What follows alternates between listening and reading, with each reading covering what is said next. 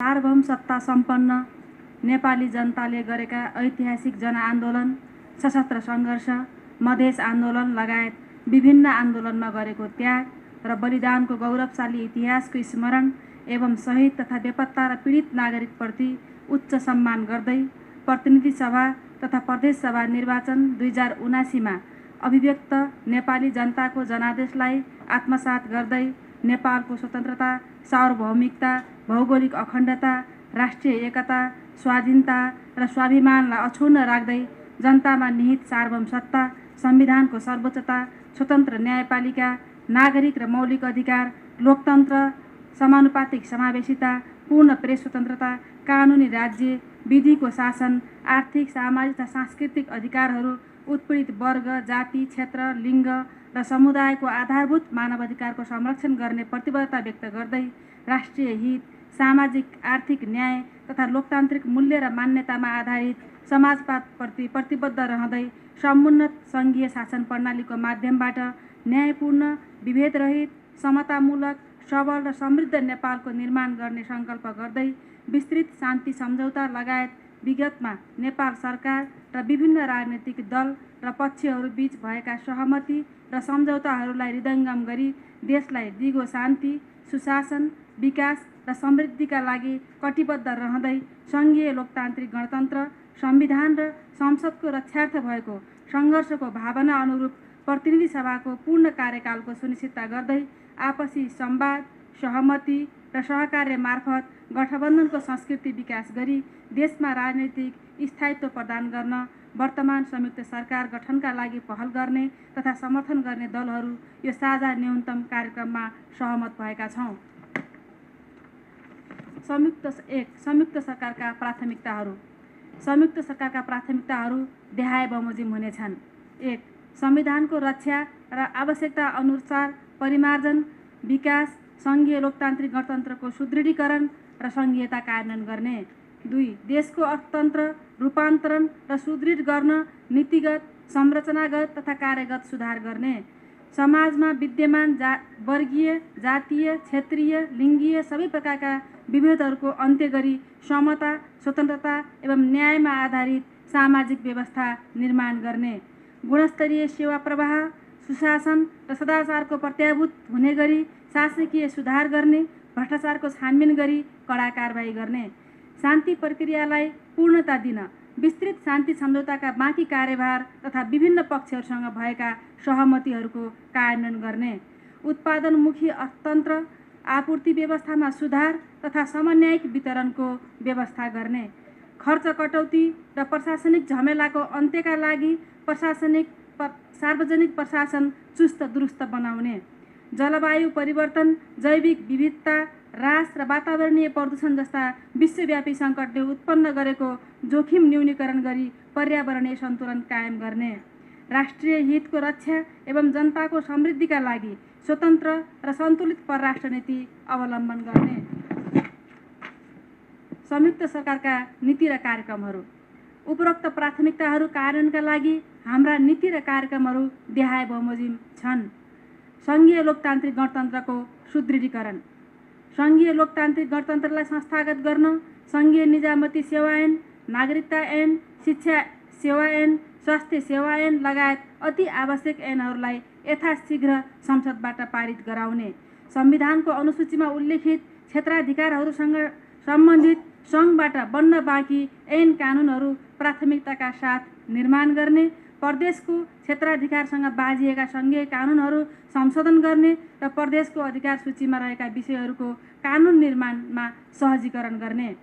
सङ्घीयता कार्यान्वयनका लागि 3 तहबीचको सरकारको क्षेत्राधिकार र अन्तर्सम्बन्धलाई सहकारिता, सहअस्तित्व र समन्वयको आधारमा सञ्चालन गर्ने। प्रदेश र स्थानीय तहलाई सबल र अधिकार सम्पन्न बनाउन आवश्यक कार्य गर्ने। संविधान बमोजिम प्रदेशलाई हस्तान्तरण गर्न बाँकी रहेका विभिन्न मन्त्रालय मातहतका निकायहरू हस्तान्तरण गर्ने। सङ्घ, प्रदेश र स्थानीय तहबीच सन्तुलित र न्यायोचित रूपमा राजस्व तथा स्रोत साधनहरू बाँडफाँड गर्ने। राज्यका तर्फबाट प्रदान गरिने सेवा सुविधाहरू जनता निकट पुर्याउन प्रदेश तथा स्थानीय तहलाई वित्तीय, प्रशासनिक र सङ्गठनात्मक रूपमा सक्षम बनाउने। संविधान प्रदत्त सामाजिक न्यायको हकको सुनिश्चितताका लागि समानुपातिक समावेशी प्रणालीको संवैधानिक व्यवस्थालाई प्रभावकारी रूपमा कार्यान्वयन गर्ने, कूटनैतिक नेपाली नागरिकता प्रमाणपत्र पाउन र नागरिकका अधिकार उपभोग गर्नबाट वञ्चित हुन नपरोस्, कुनै पनि नेपाली नागरिकता प्रमाणपत्र पाउन र नागरिकका अधिकार उपभोग गर्नबाट वञ्चित हुन नपरोस् भन्ने कुरा सुनिश्चित गर्ने, सरकारले पूर्णता पाएको 6 महिनाभित्र नागरिकता ऐन पारित गर्ने, नागरिकता प्राप्तिमा रहेको लैङ्गिक विभेद अन्त्य गर्ने, सङ्घीय व्यवस्थाको आधारभूत मान्यता अनुरूप निजामती लगायत सबै सरकारी सेवा एवं सुरक्षा निकायको पुनर्संरचनाको कामलाई पूर्णता दिने, प्रदेशसँगको समन्वयमा प्रदेश प्रहरी समायोजनको काम सरकारले पूर्णता पाएको 6 महिनाभित्र सम्पन्न गर्ने, सङ्घीय लोकतान्त्रिक गणतन्त्रको सुदृढीकरणको लागि सङ्घीय संसदले पारित गरेका सङ्कल्प प्रस्तावहरूको कार्यान्वयन गर्ने, बोझिलो केन्द्रीकृत संरचनालाई रूपान्तरण गर्न र सङ्घीय संरचनालाई चुस्त दुरुस्त र मितव्ययी बनाउन अधिकार सम्पन्न उच्च स्तरीय प्रशासनिक पुनर्संरचना आयोग बनाउने, विदेशमा रहेका नेपाली नागरिकलाई मतदानको अधिकार सुनिश्चित गर्न आवश्यक व्यवस्थासहितको निर्वाचन ऐन तर्जुमा गर्ने, प्रदेश तथा स्थानीय तहका लागि आवश्यक कर्मचारीहरू संविधान बमोजिम व्यवस्थापनका लागि सहजीकरण गर्ने,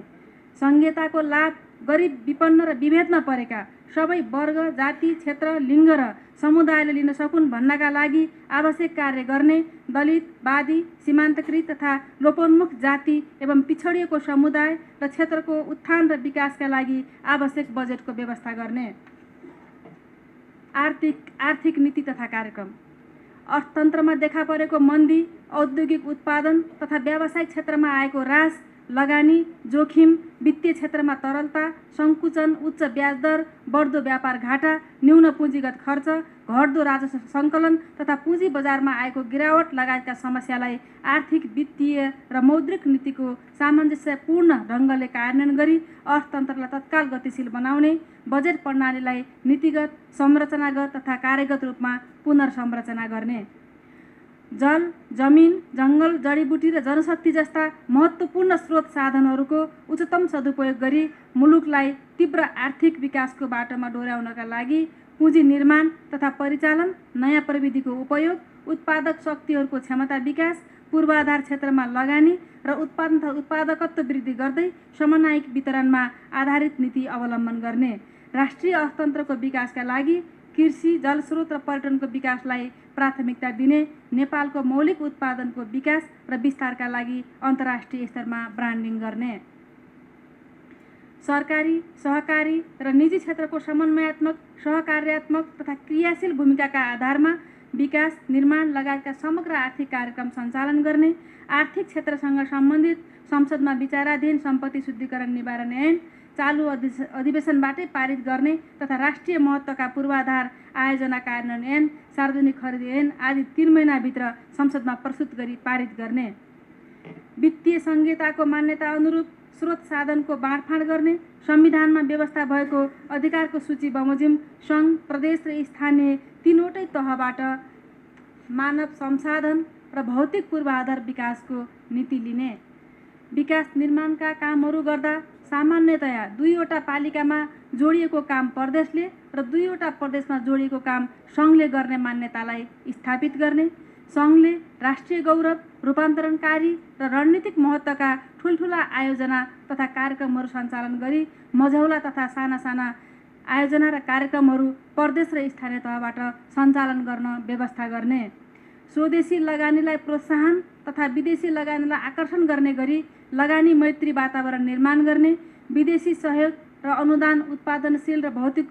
पूर्वाधार विकासको क्षेत्रमा प्रवाह गर्ने, लगानी मैत्री वातावरणको सुनिश्चितता गर्न आवश्यकता अनुरूप आर्थिक ऐन नियमहरू संशोधन गर्ने, वैदेशिक ऋण भुक्तानीलाई पारदर्शी बनाउने, औद्योगिक विकासलाई तीव्रता दिन प्रत्येक प्रदेशहरूमा विशेष आर्थिक क्षेत्रको स्थापना गर्ने, राजस्व प्रशासनलाई चुस्त दुरुस्त तथा करदाता मैत्री बनाउने, कर छली, आयातमा न्यून विजकीकरण, चोरी पैठारी, तस्करी तथा हुन्डी कारोबार जस्ता गतिविधिको अन्त्य गर्ने, कर प्रणालीलाई प्रगतिशील र व्यवसाय मैत्री बनाउने, विगतदेखि कर चुक्ता गर्न नसकेका उद्योग व्यवसायलाई करमा लगाइएको जरिवाना मिना गरी बाँकी बक्यौता कर किस्ताबन्दीमा तिर्ने सुविधा उपलब्ध गराउने, राजस्वको दायरा बढाउन अनौपचारिक आर्थिक गतिविधिलाई औपचारिक क्षेत्रमा ल्याउने, विज्ञापन क्षेत्रलाई पारदर्शी बनाउनका लागि विज्ञापनदाताले सञ्चार गृहको बिल अनुसार भुक्तानी गर्ने व्यवस्था गरी विज्ञापन एजेन्सीले पाउने कमिसनलाई पारदर्शी बनाउने, सामाजिक सञ्जाल मार्फत गरिने विज्ञापनलाई करको दायरामा ल्याउने, सरकारको राजस्वले साधारण खर्च समेत धान्न नसकेको यथार्थलाई ध्यानमा राखी सार्वजनिक प्रशासनमा रहेको दोहोरोपना अन्त्य गर्न नेपाल सरकारबाट स्वीकृत कार्य विस्तृतीकरण प्रतिवेदनलाई पुनरावलोकन गर्ने, त्यसका आधारमा कार्य जिम्मेवारी बाँडफाँड गर्ने, जनशक्ति र स्रोत साधन उपलब्ध गराउने, आवश्यक बाहेक सङ्घका विभागहरू खारेज गर्ने र ओभर स्टाफिङको समस्या हल गर्ने, कृषिको आधुनिकीकरण, यान्त्रिकीकरण र व्यावसायिकीकरण गरिबी निवारण गर्न कृषि फर्म, कन्ट्र्याक्ट खेती र सहकारी खेतीमा जोड दिने, कृषिमा अनुदानको व्यवस्था गर्ने, कृषि उत्पादनको क्षेत्रमा आवश्यक मल, उन्नत बिउ बिजन, प्राविधिक शिक्षा, सिँचाइ लगायतका सेवा सुविधा सहज रूपमा उपलब्ध गराउनका लागि किसान कार्डको व्यवस्था गर्ने, मल कारखाना स्थापना गर्ने, कृषि बिमाको व्यवस्था गरी प्राकृतिक प्रकोपबाट हुने बाली नालीको जोखिमलाई न्यूनीकरण गर्ने, किसानलाई योगदानमा आधारित पेन्सन योजना अगाडि बढाउने, कृषि बजार र कृषि उत्पादन खरिदको सुनिश्चितता गर्ने, जल तथा प्राकृतिक स्रोतको दिगो उपयोग र ऊर्जा विकासमा प्राथमिकता दिँदै आन्तरिक तथा विदेशी लगानी आकर्षित गर्ने, उत्पादनका केन्द्र तथा औद्योगिक क्षेत्रहरूमा 24 घण्टा गुणस्तरीय विद्युत उपलब्ध गराउने, जलाशययुक्त आयोजनाहरूको विकासमा जोड दिने, साना तथा लघु विद्युत आयोजनाबाट उत्पादित बिजुली सरकारले प्राथमिकताका साथ खरिद गर्ने व्यवस्था मिलाउने, आन्तरिक खपतभन्दा अधिक रहेको विद्युत निर्यातका लागि छिमेकी मुलुकहरूसँग द्विपक्षीय र बहुपक्षीय संवाद अगाडि बढाउने र उच्च क्षमताको विद्युत प्रसारण लाइन जडान गर्ने, नेपाललाई पर्यटकीय अन्तर्राष्ट्रिय गन्तव्य स्थलको रूपमा विकसित गर्न विमानस्थल, हवाई उड्डयन, हिमाली लोकमार्ग जस्ता पूर्वाधारको विकास गर्ने, पर्यटकीय क्षेत्रका hotel, travel agency, trekking agency लगायतका सेवा प्रदायकहरूको विकास तथा गुणस्तर व्यवस्थित गर्ने, सांस्कृतिक, जैविक एवं भौगोलिक विविधतालाई पर्यटनको मुख्य क्षेत्रको रूपमा विकास गर्ने, राष्ट्रिय निकुञ्ज र आरक्षित क्षेत्रको उचित व्यवस्थापन गर्ने, निजगढ विमानस्थल लगायत पर्यटन क्षेत्रको पूर्वाधार विकासका लागि आवश्यक योजना बनाउने, हरित पर्यटनको विकास गर्न विशेष कार्यक्रम सञ्चालन गर्ने, भौतिक पूर्वाधारको दिगो एवं गुणस्तरीय विकास निर्माण गर्ने, समयमै निर्माण सम्पन्न गर्ने, 5 वर्षसम्म बिग्रे भत्केको मर्मत सम्मार निर्माण कम्पनीले नै गर्नुपर्ने व्यवस्था गर्ने, यातायात क्षेत्रको एकीकृत विकासका लागि स्थल, हवाई, रेल, पानी जहाज र केबुल कार सेवाको एकीकृत योजना निर्माण गरी सार्वजनिक यातायात सेवालाई सुदृढ र व्यवस्थित गर्ने, पूर्व पश्चिम लोकमार्ग 4 लेन तथा काठमाडौँ उपत्यकाको रिङ रोड 8 लेनमा विस्तारको बाँकी कामलाई यथाशीघ्र सम्पन्न गर्न प्राथमिकता दिने, मध्य पहाडी लोकमार्ग, हुलाकी राजमार्ग लगायतका पूर्व पश्चिम लोकमार्गहरू र उत्तर दक्षिणका कोरिडोर तथा व्यापारिक मार्गहरू प्राथमिकताका साथ निर्माण गर्ने,